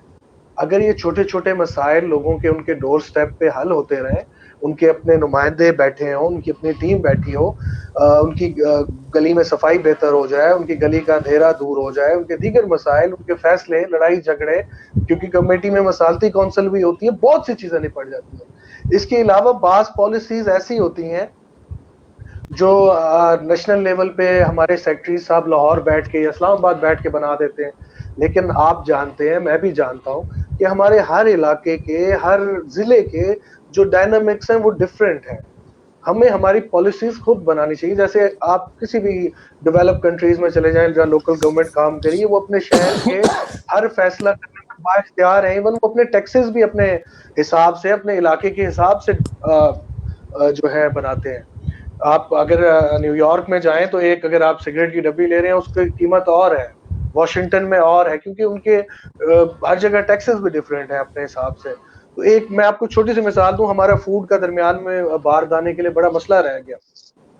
تو ہمارے سیکٹری صاحب یا کوئی بھی بڑے آفیسر لاہور بیٹھ کے, جو کہ میرے ضلع سے, میرے وسیب کے ڈائنامک سے ناواقف ہیں, بیٹھ کے ایک پالیسی بنا دیتے ہیں. اب درمیان میں ایک پالیسی جس پہ مجھے بڑا تعجب بھی ہوا ہے اور بڑا افسوس بھی ہوا ہے کہ بھائی اگر آپ کو باہر جانا چاہیے, وہ سامنے چیئرز لگ جائیں گی, اتنے بجے آپ نے بھاگ کے جانا ہے, جو پہلے بھاگ کے بیٹھ گیا اس کو باہر جانا پڑ جائے گا. آپ نے سنا بھی ہوگا, آپ ظاہر ہے میڈیا جی سے آپ کا جی تعلق ہے. جی اسی طرح کی مذائقہ خیز پالیسیز ہیں. اب دیکھیں میرے یہاں پہ جس بندے کا 5 ایکڑ ہے, 10 ایکڑ ہے, وہ اپنے علاقے کا نہیں تو اپنے محلے کا, اپنے محلے کا نہیں تو اپنے خاندان کا ایک معزز اور بڑا ہے, اور اس کے سر پہ اتنا بڑا پٹکا ہوتا ہے ذمہ داریوں کا بھی, عزت کا بھی, اور اپنے باقی دوستوں کی عزت کا بھی. آپ اس سے کیسے یہ بات منوا سکتے ہیں کہ وہ بھاگ کے جائے اور کرسی پہ جا کے بیٹھے اور اس کو پھر باہر جانا ملے گا؟ ان دا اینڈ وہ یہی کرے گا, ٹھیک ہے مجھے نقصان آتا ہے یار, 100 روپے کی گندم میری 20 کی کوئی لیتا ہے تو لے لے, یہ کام مجھ سے نہیں ہوگا, کیونکہ وہ ایک عزت دار آدمی ہے اپنے گاؤں میں, اپنے موضع میں. مذائقہ کیس اس طرح کی پالیسیز بھی لوکل گورنمنٹ کو جو اڈاپٹ کرنی چاہیے, تو اسی طرح مسائل میں کمی آئے گی. ہم ہمارا ہمیشہ, کیونکہ ہم سیاست سے تعلق ہے, تو ان چیزوں کو تھوڑا سا سمجھتے ہیں, اور میں بڑی حیرانگی ہوتی ہے کہ کیوں نہیں ہمارے جو سابق اقتدار لوگ ہیں اس بارے میں سوچتے ہیں کہ جب تک آپ چیزوں کو پرائمری لیول تک نہیں لے کے جائیں گے, ٹھیک ہے, وہ بہتر نہیں ہونے والی. جب تک لوگوں کے مسائل لوگوں کے ہاتھ میں ان کا حل نہیں دیں گے, وہ بہتر نہیں ہونے والی. مسائل اکٹھے, اب ہمارے مسائل اتنے اکٹھے ہو گئے ہیں لوکل گورنمنٹ نہ ہونے کی وجہ سے. اب پورا میرا 80% شہر جو ہے وہ کوئی گھر اونچا ہے, کوئی نیچا ہے, کوئی آگے ہے, کوئی پیچھے ہے. اب آپ اگر لوکل گورنمنٹ شروع بھی کر دیں تو مجھے بتائیں کہ آپ لاکھوں گھروں کو کیسے گرائیں گے؟ آپ ان کا جو گٹر ہے وہ پراپر, آپ قانوناً آپ کو پتا ہے کہ قانون ہے کہ آپ گھر سے باہر گٹر نہیں بنا سکتے. جو آپ کے واش روم کا ایک گٹر بنتا ہے وہ آپ گھر سے باہر 4 دیواری سے باہر نہیں بنا سکتے. ہمارے یہاں 99% جو ہے وہ گلی میں بنے ہوتے ہیں. 10 فٹ کی گلی ہوتی ہے, 4 فٹ کا اس گھر والے کا گٹر ہوتا ہے, 4 فٹ کا اس کا باکس بنا ہوتا ہے, اور 2 فٹ کا رستہ ہوتا ہے. قانوناً یہ جرم ہے, اس پہ آپ پہ FIR ہو سکتی ہے, لیکن وہ اب ہر کوئی بنا چکا ہے. اب مجھے بتائیں کہ اب کوئی اگر چیئرمین بنتا ہے تو آپ اسے کیسے امپلیمنٹ کروائیں گے؟ آپ لوگوں سے اب جو گھر بن رہے ہیں بغیر نقشے کے, آپ چیئرمین بن کے لاکھوں لوگوں سے کیا آپ نئےوں کو امپوز کریں گے یا پچھلوں کو سنبھالیں گے؟ تو آپ مسائل کو اکٹھے کرتے جا رہے ہیں. لوگوں کو با اختیار ہونا چاہیے. آپ جو ہیں اپنے چھوٹے چھوٹے مسائل کے حل عام بندے کے ہاتھ میں, خدا بخش کے ہاتھ میں خود ہونا چاہیے. وہ عمران خان کے ہاتھ میں نہیں ہونا چاہیے, وہ نواز شریف کے ہاتھ میں نہیں ہونا چاہیے, وہ حمزہ کے ہاتھ میں نہیں, امجد فاروق کے ہاتھ میں نہیں ہونا چاہیے, وہ خدا بخش کے ہاتھ میں خود مسائل ہوں گے کا حل ہونا چاہیے. تو تب ہم جو ہے بہتری کی طرف جائیں گے. ہم ہمیشہ چیزوں کو اوپر سے بہتر کرنے کی کوشش کرتے ہیں, جبکہ چیزوں کو ہمیشہ نیچے سے بہتر کرنے کی ضرورت ہے. بہت زبردست, ہم کوشش کرتے ہیں کہ بھائی سپاہی ٹھیک ہو جائے, بہت جبکہ اچھی. ہماری یہ جرت نہیں ہوتی کہ ہم DPO کو کہہ سکیں کہ آپ ٹھیک ہو جائیں, یا IG کو کہہ سکیں کہ آپ ٹھیک ہو جائیں. آپ جا کے AC میں 8 گھنٹے ڈیوٹی رہتے ہیں, آپ سپاہی سے 24 گھنٹے ڈیوٹی کروا رہے ہیں دھوپ میں ٹھہرا کے. چیزیں کیسے بہتر ہوں؟ ہمارے پولیس کو لے لیں آپ, ایک بندہ جو ہمارا ASI ہے اس کی 40,000 یا 30-35,000 تنخواہ ہے, اس نے 24 گھنٹے ڈیوٹی کرنی ہے, ہائی کورٹ جانا ہے, پھر ساری رات گشت کرنی ہے, اور ہم اس کو گشت کے لیے جو کہ 5-6 لیٹر کرتا ہے, ہمارے جو بسیدہ ڈالے ان کو ملے ہوئے ہیں, اور ہم ان کو گشت کے لیے 5 یا 6 لیٹر ڈیلی یومیہ تھانے کو دیں, تو انہوں نے کیا گشت کرنی ہے؟ ظاہر ہے اپنی جیب سے کس طریقے سے وہ مینیج کریں. 24 گھنٹے ڈیوٹی کرنا, آپ کے اچھا بھلا بندہ بھی ڈپریشن میں چلا جاتا ہے. ان کو ورک لوڈ آپ کم کریں, ان کے آپ نظام میں بہتری لائیں, ان کے آپ انکریمنٹس بڑھائیں, تو یقیناً ان میں بہتری آئے گی. ہم کہتے ہیں کہ ہم بندے کو ہم نے لٹکایا ہوا ہے اور پھر اس سے بہتری کی امید کریں, تو چیزیں بہتر نہیں ہونے والی. اور اسی طرح میں سمجھتا ہوں ہمارے حلقے بھی چھوٹے ہوتے ہیں. کیونکہ جب بھی کوئی دیکھیں M P M N As بنتے ہیں تو وہ ایک شہر سے یا ان کا اگر فاضل پور سے ان کا تعلق ہے تو رجحان والے بیچارے رہ جاتے ہیں، رجحان سے تعلق ہے تو راجن پور والے ان کا فوکس نہیں ہوتا، راجن پور سے تعلق ہے تو رجحان اور فاضل پور والے رہ گئے، کوٹ مٹن سے تعلق ہے تو باقی سارے رہ گئے. ان سب کا فوکس جو ہے وہ ظاہر ہے کہ انسان ہے، اس کی ایک کیپیسٹی ہے. ہمارے سابقہ چیف منسٹر ہیں، دیکھیں ان کا فوکس لاہور پہ اس لیے رہ گی کہ وہ لاہور سے بیس کرتے تھے، ان کا میکسیمم فوکس آپ کہہ لیں وہاں تھا، انہوں نے لاہور کو لاہور بنا دیا. ہمارے ابھی جو چیف منسٹر ہیں یقیناً وہ اوور آل بھی کام کریں، لیکن ان کا ایک ایکسٹرا فوکس ان کا جو ڈی جی خان ڈویژن میں ہے یا ضلع میں ہے وہ اور کہیں پہ بھی نہیں. ہم دیکھ رہے ہیں کہ وہاں کس تیزی سے ڈیولپ ہو رہا ہے کام. تو سارے فنڈ اگر آپ مجھے بھی دے دیں گے تو میں بھی کہوں گا کہ کوٹ مٹن میں لگا دیں، میری 90% کوشش یہ ہوگی. تو ہمیں چاہیے کہ ان چیزوں کو ڈی سینٹرلائز کریں. امجد بھائی کا حصہ امجد بھائی کے ہاتھ میں ہونا چاہیے، کیونکہ یہ جو فنڈز ہیں یہ کسی کی کوئی بھیک نہیں ہے، یہ ہم سب سے کلیکٹ ہو کے جا کے گورنمنٹ کے یا اسٹیٹ کے ہاتھ میں جاتے ہیں، اور ان کا کام ہے اس کو دوبارہ ہم تک تقسیم کرنا ہماری حیثیت کے مطابق، ہمارے علاقوں کے مطابق، یا جتنا بھی ہم نے دیا ہے اس کے مطابق. تو جتنا میرا حصہ ہے یا راجن پور کا حصہ ہے یا کوٹلہ نصیر کا حصہ ہے اس کو ملنا چاہیے. ہم ہمیشہ دیکھتے ہیں کہ ہمارا جو فوکس ہے وہ ایک ایریے پہ رہ جاتا ہے، اور کوئی میری جگہ کوئی اور آئے گا تو اس کا فوکس اور جگہ رہ جائے گا. تو اوور آل ہم اس چیز کو وہ نہیں کر سکتے. لیکن اگر جب آپ ہر ایک وارڈ لیول تک چیزوں کو تقسیم کر دیں گے کہ قطرہ سب کو دے دیں گے تو ہر جگہ قطرہ قطرہ لگتے آخر بحری آ جائے گی.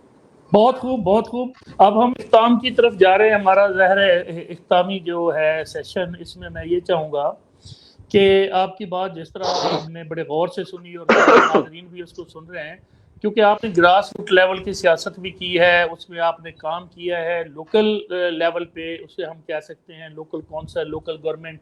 تو یہ بڑا زبردست ایک میں سمجھتا ہوں کہ کام ہوتا ہے یہ لوکل گورنمنٹ میں، جو نچلے سطح پر کام کر کے جو مسائل کا جن کا پتہ چلتا ہے. میں اس لیے بہت غور سے سن رہا تھا آپ کی ساری باتیں، کیونکہ آپ نے ایک مشاہدہ کیا ہے، آپ کی آبزرویشن ہے، آپ نے بڑے قریب سے ان چھوٹے چھوٹے مسئلوں کو دیکھا ہے غور سے. اور ظاہر ہے آپ کے سامنے جو یہ مسائل ہیں اور ازبر ہیں آپ کو کہ یہاں پر یہ مسئلہ ہے، اور یہ مسئلہ صرف آپ کے شہر کا نہیں ہے، یہ ظاہر ہے ہر شہر میں یہ مسائل ہیں. اور لوکل گورنمنٹ کا تسلسل نہ ہونا، لوکل گورنمنٹ کا بار بار سسٹم کو ختم ہو جانا. اور دیکھیں یہ بڑی امجد صاحب یہ بڑی مضحکہ خیز بات ہے، اور مجھے بڑی حیرانگی ہوتی ہے کہ جس طریقے سے نیشنل اسمبلی ایک اسمبلی ہے، ہاؤس ہے، صوبائی اسمبلی ایک ہاؤس ہے، اسی طرح کسی ایم سی کا یا یونین کونسل کا بھی ایک ہاؤس ہے. ہم اس پہ اگر کوئی شب خون مارے، اگر کوئی ڈکٹیٹر آ کے، تو ہم اس کو بڑا برا بھلا کہتے ہیں. کوئی بھی باشعور یا کوئی بھی جمہوری آدمی اس کو اچھا نہیں کہتا.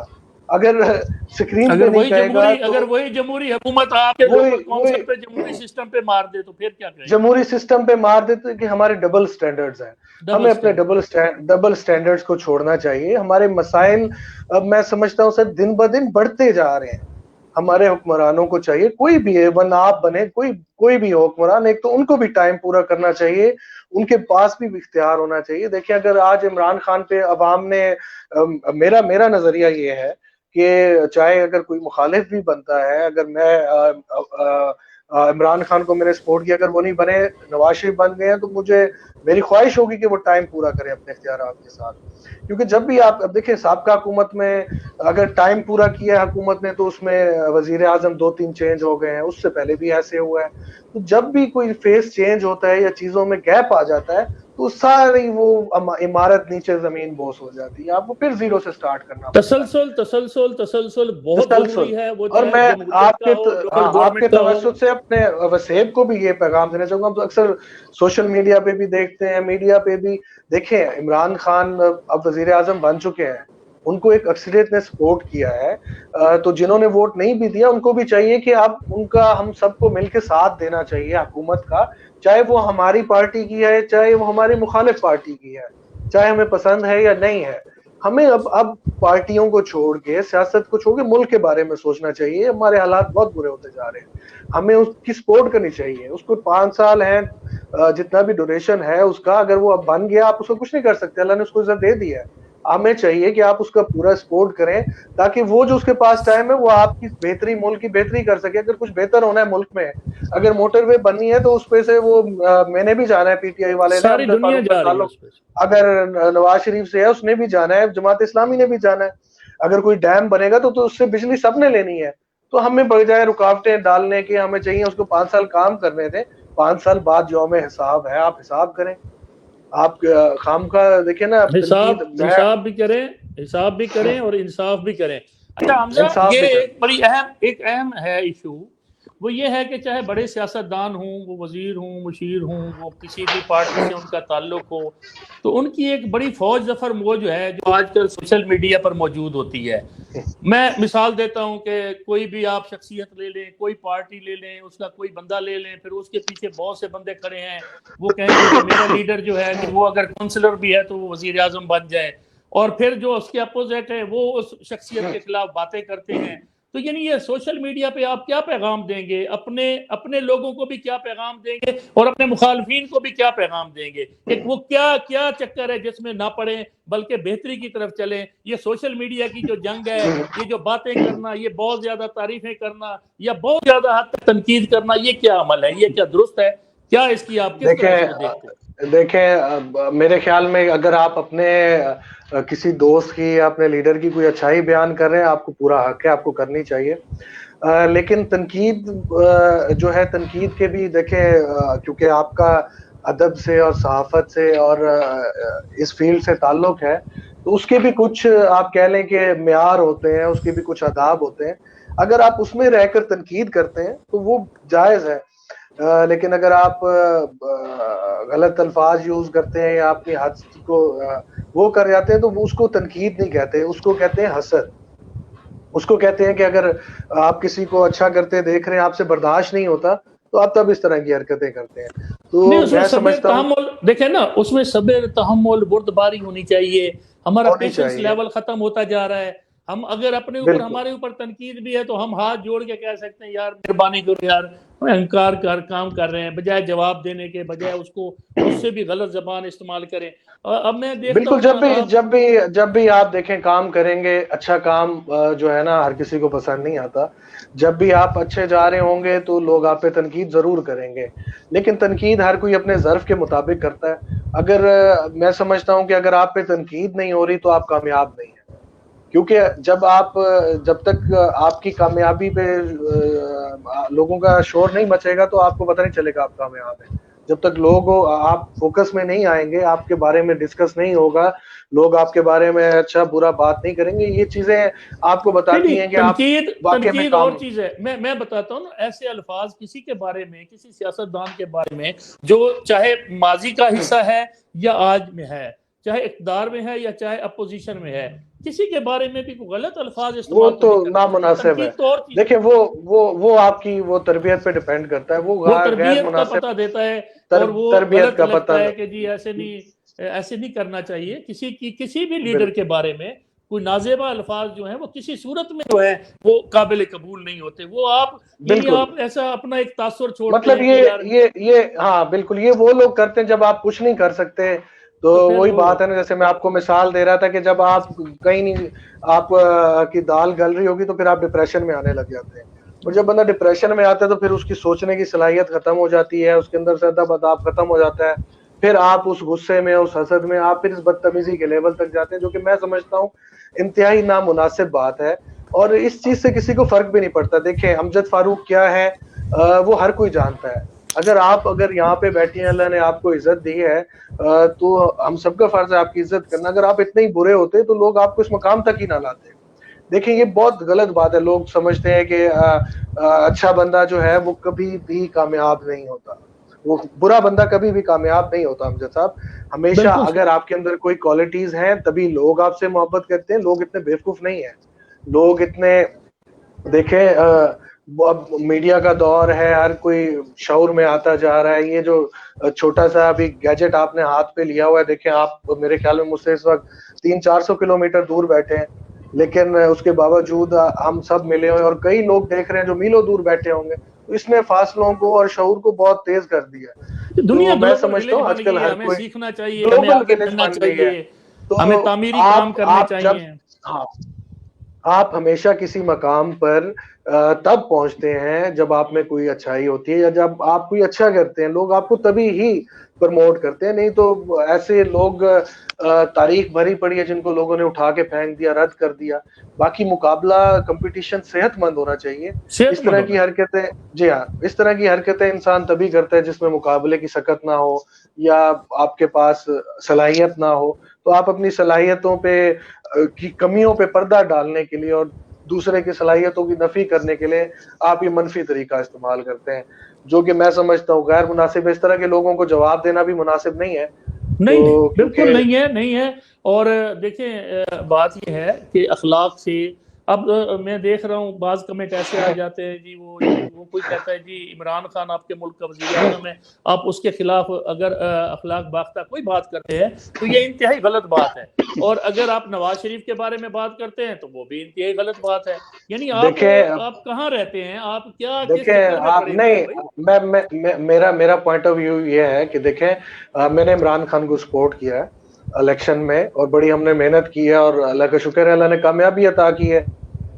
لیکن اس کا یہ مطلب نہیں ہے کہ میں عمران خان کی یا پی ٹی آئی کی میں اندھی تقلید کروں گا. نہیں, مجھے میرا فرض ہے اور ہر شہری کا فرض ہے. دیکھیں عمران خان نے, آپ کا بھی وزیر اعظم ہے, میرا بھی ہے, نون لیگ کا سب کا ہے اس وقت, پورے پاکستان کے اللہ نے اس کو عزت دی ہے. پرائم منسٹر کی کرسی سیاسی نہیں ہے. ہم نے کیا کیا ہے پچھلے کچھ سالوں میں اپنی سیاست کے لیے یا اوورآل ہم نے اتنے حالات کو خراب کر دیا ہے, اور میں سمجھتا ہوں ہم نوجوانوں کو تھوڑا سا اس میں سوچنا چاہیے. ہم نے پرائم منسٹر کی کرسی کی قدر ختم کر دی ہے, ہم نے آرمی چیف کی کرسی کی قدر دیکھیں یہ کرسی جو ہے پرائم منسٹر کی, چیئرمین کی, ڈی سی کی, یہ کسی کی میراث نہیں ہے. یہ تو ادارے ہیں جی, یہ ادارے ہیں, یہ ادارے ہیں. حضرت علی کا قول ہے سر کہ اگر یہ کرسی پائیدار ہوتی تو مجھ تک نہ پہنچتی. دیکھیں اگر پرائم منسٹر ہے وہ میرے اسٹیٹ کی, میرے ملک کی پہچان ہے. جب آپ اس کو برا بھلا کہنا ہے تب کہیں گے جب وہ پرائم منسٹر نہیں ہے. آپ جب برا بھلا پرائم منسٹر کو نہیں کہیں, ٹھیک ہے, آپ اس پہ تنقید کریں, اس کو آپ بتائیں گے یار کی ضرورت نہیں ہے, آپ لکھ دیں, یہ آپ نے غلط جی کیا. اس وقت عوام اس مسئلے سے دو چار ہے, اس طرف میرا مسئلہ نہیں حل ہو رہا. وہ آپ کا غیر پارلیمانی الفاظ نہیں استعمال کریں ہم کسی صورت میں.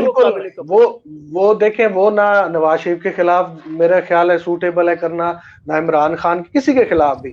آپ ان کو بتائیں کہ یہ آپ کی پالیسی ٹھیک ہے اور یہ آپ کو ایسے کرنا چاہیے, اور عوام کی جب ایک بات بن جاتی ہے تو وہ لیڈران تک خود ہی پہنچ جاتی ہے. ابھی آپ کے ویسے ہمارے لیڈرز کو بھی چاہیے کہ وہ کسی بھی ایسے بندے کی بات پہ خوش نہ ہوں جو کسی دوسرے کو گالیاں نکالے. اس کو اگر واہ واہ کریں گے, بلے بلے کریں گے, اس کی حوصلہ نہیں, اس کو روکیں بھائی, نہیں کوئی غیر پارلیمانی الفاظ میرے مخالف کے خلاف بھی. جو میں سمجھتا ہوں کہ اس میں ہمارے میڈیا کو بھی کردار ادا کرنا چاہیے کہ اگر کوئی اس طرح کے, ہم دیکھتے ہیں کہ آج کل اپوزیشن بھی کے بھی کچھ لیڈر اور کچھ مشیر وزیر بھی ایسے لگے ہوتے ہیں نازیبا الفاظ میں, تو میڈیا کو بھی کہنا چاہیے کہ انف از انف, کہ بھائی سٹاپ. لیکن ہم وہ مرچ مسالہ ڈھونڈ رہے ہوتے ہیں. نہیں غلط کرتے ہیں جی. میں تو اس چیز پہ یقین نہیں رکھتا. آپ یقین کریں وسیم رنگ, کسی صورت میں بھی ہم ان چیزوں سے بالکل ہٹ کے کام کرنا چاہتے ہیں. ہم ایک پیغام دینا چاہتے ہیں کہ آپ آگے بڑھیں, اپنے وسیب کے لیے کام کریں, اپنے ملک کے لیے کام کریں, تعمیری کام کریں, مثبت تنقید کریں. آپ حمزہ کمال پر بھی تنقید کریں کہ یار آپ نے یہ جو کام کرا ہے اس میں فلاں نقص ہیں, ان کو ٹھیک کریں, فلاں نقائص ہیں ٹھیک کریں, آپ نے یہاں پر یار غلط کیا ہے. بھائیوں کی طرح بھی آپ بتا سکتے ہیں, بجائے اس کے کہ آپ کہیں کہ جی حمزہ یہ ہے حمزہ وہ ہے. یوں نہیں ہوتا. وہ یہ آپ ذاتی مقاصد کے لیے تو کر سکتے ہیں سر, لیکن نہیں, اس کا کوئی فائدہ نہیں ہے نا. ذاتی مقاصد کا مقصد یہ ہے, آج ہم یہ جو گفتگو اس وقت کر رہے ہیں اس کا مقصد یہ ہے کہ ایک پیغام جانا چاہیے ہر جانب سے. دیکھیں یہ ضروری نہیں ہے کہ صرف وہ آپ کے کوئی مخالف, آپ کے پیار کرنے والے بھی دوسرے کے خلاف باتیں کرتے ہیں. یہ میں اب دیکھ رہا ہوں, ساری صورتحال ایسی ہے کہ ادھر بھی ادھر بھی کچھ لوگوں نے نا اپنی جنگ میں گالیاں ادھر کھاتا رہتا ہے مفت میں دونوں طرف سے. تو یہ چیزیں اس کو ختم کرنا چاہیے, اس کی حوصلہ شکنی ہونی چاہیے. یقین جانے پہلے تو میں جتنے بھی جو نوجوان ہیں یا کوئی اگر شوق رکھتا ہے خدمت کی فیلڈ میں آنے کا یا سیاست کی فیلڈ میں آنے کا, تو میں ان کو کہنا چاہتا ہوں کہ سب سے پہلے آپ کو جو ہے نا تنقید پروف ہونا چاہیے کہ آپ کے اندر برداشت ہونی چاہیے کہ آپ لوگوں کی باتوں کو برداشت کر سکیں. اگر آپ نہیں کر سکتے تو آپ کو یہ کام بالکل نہیں کرنا چاہیے, کیونکہ جو بھی دیکھیں مخلوق خدا جو ہے نا وہ 100% تو اپنے خالق سے بھی راضی نہیں ہے, تو آپ کی میری تو کوئی ویلیو نہیں ہے. تو آپ کو کبھی بھی تنقید اور اس میں الجھ کے آپ کو اپنے مقصد اور اپنے کام سے ہٹنا نہیں چاہیے. اور آپ جب بھی لامالا ان چیزوں پہ توجہ, مجھے بھی تھوڑا سا پرابلم تھا شروع میں ایسا, لیکن وقت کے ساتھ چیزیں بندہ سیکھتا بھی ہے اور سمجھتا بھی ہے.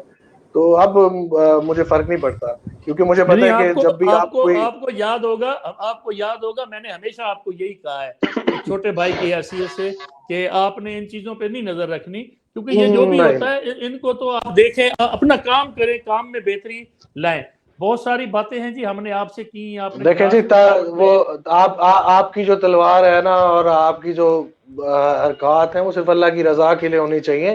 حضرت علی نے ایک مجھے مولا کائنات حضرت علی کا ایک واقعہ یاد آ گیا کہ وہ ایک جنگ, غالباً جنگ کا نام مجھے ذہن میں نہیں ہے, اس میں ایک بڑے ہی ان کا جو آپ کہہ لیں کہ جرنیل کہہ لیں یا جنگجو کہہ لیں کفار کا سامنے موجود تھا, تو اس کی بڑی مراکہ غالباً نام تھا یا اسی طرح کا, اس کی بڑی ہیبت تھی. اس کے بارے میں مشہور تھا کہ وہ 1000 لوگوں کو کاٹ کے پھینک دیتا تھا, یعنی کہ اس کو 1000 کے برابر گنا جاتا تھا. تو اس نے آ کے للکارا, تو کوئی ہے مسلمانوں میں سے جو مقابلہ کرے میرا, تو خاموشی چھائی رہی مسلمانوں پہ. تو نہ حضرت علی نے حضور سے عرض کی کہ مجھے اجازت دے, میں اس کو دکھاؤں کہ آپ کا غلام کیا چیز ہے. حضور نے کہا نہیں علی, تم نہیں جانتے کہ یہ فلانا ہے, الفاظ اگر میرے کوئی اوپر نیچے ہوں تو ایگزیکٹ مجھے مفہوم یہی ہے, مفہوم میں اس کا بیان کر رہا ہوں, اس کے لیے میں معذرت خواہ ہوں. تو اس نے پھر للکارا, تو حضرت علی نے پھر اجازت طلب کی, تو حضور نے پھر وہی کہا کہ علی تم مجھے بڑے پیارے ہو, تمہیں نہیں پتا کہ یہ کتنا خطرناک آدمی ہے یا اس طرح. تیسری دفعہ جب اس نے کہا تو حضرت علی نے پھر اجازت طلب کی, تو حضور نے کہا ٹھیک ہے جاؤ. تو جب شیر خدا میدان میں گئے تو حضور کے غلام بھی ہوں, مولا کائنات بھی ہوں, اور شیر علی ہوں, اور شیر خدا ہوں, اور دماد رسول ہوں, جب وہ میدان میں گئے تو انہوں نے تو اس کو ایک ہی وار میں ہی نپٹا دینا تھا, اور ہوا بھی ایسے. انہوں نے اس کو ایک ہی وار میں ہی اس کی جو ہے حیثیت دکھا دی, اور تمام جو افواج تھی کفار کی اس پہ سناٹا چھا گیا. تو حضرت علی اسی شان سے واپس آ رہے تھے, تو ان پہ اس کا اتنا برا اثر ہوا کفار پہ کہ انہوں نے اتنے دل برداشتہ ہوئے کہ حضرت علی جب آ رہے تھے تو کسی نے ان کے اوپر تھوک دیا, حضرت علی کے اوپر. تو حضرت علی نے اس کو موڑ کے دیکھا, مسکرائے اور چل پڑے. تو آگے ایک صحابی نے ان سے سوال کیا, حضرت علی کہ تم اتنے بڑے اور اتنے طاقتور بندے کو تم ملیا میٹ کر کے آ گئے ہو, اس چھوٹے سے پدی سے بندے نے تمہارے ساتھ اتنی بدتمیزی اور غلط حرکت کی, اس کو تم نے کیوں چھوڑ دیا؟ اس نے کہا جی وہ جو میری, حضرت علی نے جواب دی کہ وہ جو میری تلوار نکلی تھی نا وہ اللہ اور اس کے رسول کے لیے نکلی تھی. اب جو میری تلوار نکلی یہ میرے نفس اور میری ذات کے لیے نکلتی تو یہ مجھے جو ہے نا زیب نہیں دیتا. تو ہمیں چاہیے کہ جب ہم مخلوق کے خدا کے لیے کام کر رہے ہیں تو اس کا مطلب ہم اللہ کے لیے کام کر رہے ہیں. کیونکہ دیکھیں جب کوئی اللہ تعالیٰ کہتا ہے کہ جب کوئی مانگنے والا آپ کے پاس آیا ہوا ہے تو اس کو مانگنے والا نہ سمجھو, وہ میں آپ کے دروازے پہ آیا ہوں. تو جب آپ کسی مانگنے والے یا کسی ضرورت مند کی آپ مدد کرتے ہیں, آپ اس کی نہیں کرتے, آپ اللہ کو جو ہے اپنا گواہ بنا رہے ہوتے ہیں, اللہ کا فرمان پورا کر رہے ہوتے ہیں. تو وہ آپ اللہ کی راہ پہ جب لوگوں کے لیے آسانیاں پیدا کرنے کے لیے چل رہے ہیں تو یقیناً اس میں مشکلات بھی آنی ہے, آپ کے اوپر تنقید بھی ہونی ہے. اس سے دل برداشتہ اگر آپ ہو رہے ہیں تو بہتر ہے کہ آپ یہ کام چھوڑ دیں. بہت زبردست حمزہ آپ سے بات ہوئی, کیونکہ ہم کوئی ایک اب 1.25 گھنٹے کے قریب پہنچ گئے ہمارا سیشن. انشاءاللہ ہم پھر اس کو بہت جلد جو ہے اس سلسلے کو چلتے ہوئے آگے پھر بھی انشاءاللہ ملاقات ہوگی. میں آپ کے یہ توسط سے فائدہ اٹھاتے ہوئے میں ریکویسٹ کروں گا, ہمارے جتنے بھی صاحب اقتدار ہمارے مقامی M P M N As ہیں, ہمارے صوبائی رہنما ہیں, ہماری جو گورنمنٹ ہے پی ٹی آئی کی, ہمارے چیف منسٹر جن کا تعلق اس وسیب سے ہے, اور ہمارے پرائم منسٹر, اگر کسی تک میری بات پہنچ سکے تو میں اپنے پورے وسیب کی طرف سے, اپنے تمام لوگوں کی طرف سے ریکویسٹ کروں گا کہ ہمارے ضلع کی طرف، ہمارے وسیب کی طرف خصوصی توجہ دیں، ہمارے مسائل کی طرف، جس میں سب سے بڑا ہمارے نوجوانوں کا جو کیونکہ میں سمجھتا ہوں کہ میں نوجوانوں کی بھی اپنی کیونکہ اگر میری ان کا ایج فیل ہوں تو اگر میں ان کی نمائندگی نہ کروں تو وہ یقیناً غلط بات ہوگی. تو میں سمجھتا ہوں کہ ان سب کو چاہیے کہ کوشش کریں کہ ہمارے ضلع کے لیے یونیورسٹی، خدارہ یونیورسٹی کا جو ہے پروجیکٹ لائیں، یہاں پہ یونیورسٹی کا تعمیر کریں، یہاں پہ اس کا اعلان کریں. کافی علاقوں میں میں دیکھ رہا ہوں کہ اس کا اعلان ہو چکا ہے، کام شروع ہو چکا ہے، لیکن جو ہم سب سے آخری ضلع ہیں، ہم ٹیل ہیں، تو یہاں سے ہمیں سب سے جو ماں ہوتی ہے وہ سب سے پہلے اپنے سب سے کمزور بچے کو نوالا کھلاتی ہے. تو ریاست کے لیے تمام بچوں کی طرح ہوتے ہیں، تو ہم سب سے جو کمزور بچے ہیں آپ کو چاہیے کہ سب سے پہلے ان کی وہ کریں، کیونکہ آج کل کے دیکھیں اب جو دور ہے چیزیں بہت مشکل ہو گئی ہیں. اگر ایک بندے کے 5 بچے ہیں تو وہ 5 کو نہیں پڑھا سکتا معذرت کے ساتھ. اگر اس کی 50,000 بھی اس کی انکم ہے، تنخواہ ہے، تو وہ اگر اس نے ملتان بھیجنا ہے یا لاہور بھیجنا ہے تو اس کا ایک بچے کے اوپر 30-40 ہزار تو اس پہ لگ جانا ہے. تو وہ اپنے 5 میں سے ایک بچے کو مستقبل اس کا بہتر کرتا ہے، 4 کا اس کا ضائع ہو جاتا ہے. اور کوئی بھی باپ، آپ بھی والد ہیں، کبھی بھی آپ نہیں چاہیں گے کہ آپ کا ایک بچہ تو بہتر ہو جائے اور 4 پیچھے رہ جائیں. تو وہ ایک والد درست ہے کے لیے آپ بھی کی بڑی بات کہ تکلیف دہ یونیورسٹی بات ہونی ہوتی ہے. چاہیے، یونیورسٹی یونیورسٹی ہونی چاہیے، ڈبل روڈ ہونی چاہیے، ہمارے لیے ایک اچھا سا ہاسپٹل، ٹراما سینٹر ہونا چاہیے. دیکھیں کسی کا ٹھیک ہے. ایکسیڈنٹ ہوتا ہے تو اس کو جب تک لے جاتے ہیں تو کام پورا ہو جاتا ہے. پلیز انشاءاللہ پلیز پلیز آپ خود بھی اس کے لیے کوشش کریں، اپنے منتخب نمائندوں سے بھی ملتے میں رہیں اور اپنی ڈاکٹر یادداشتیں امجد قراردادوں کی شکل میں آگے دیتے رہیں. ڈاکٹر امجد ثاقب صاحب کے اوپر ہمیں فخر ہے، یقیناً ہم پوری قوم کو ان پہ فخر ہے جس طرح کا کام وہ کریں. ان سے بھی ریکویسٹ کریں گے کہ انہوں نے جس طرح ایک اخوت کا کالج وہاں پہ اپنے ایک علاقے میں بنایا ہے، قصور میں انہوں نے جس طرح وہ کیا، ہم چاہتے ہیں کہ جس طرح ہم پورے وسیب والے ان سے محبت کرتے ہیں، آگے بڑھیں. ہم سب ان کے ساتھ ہیں. اس وسیب میں بھی اخوت کی بنیاد رکھیں، اخوت کی یونیورسٹی کی بنیاد رکھیں. ہم تمام جو ہے وسیب والے اس کار خیر میں ان کے ساتھ ہیں. اللہ تعالیٰ ان کو مزید ترقی کرے. انشاءاللہ دوستو، کل ہم انشاءاللہ پھر ملیں گے کسی نئے مہمان کے ساتھ اور تفصیل سے بات کریں گے. اس وقت تک کے لیے اجازت. اللہ حافظ.